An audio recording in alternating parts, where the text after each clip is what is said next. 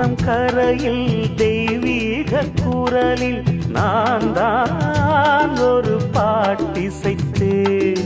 தினந்தோறும் இரவில் நடுஜாமம் வரையில் நான் தானே அதை கேட்டிருந்தேன்.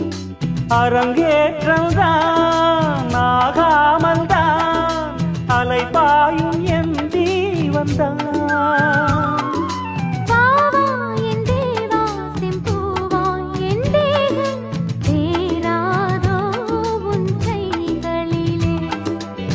குருவாயூரப்போ குருவாயூரப்பா, நான் கொண்ட காதலுக்கு நீதானே சாட்சி.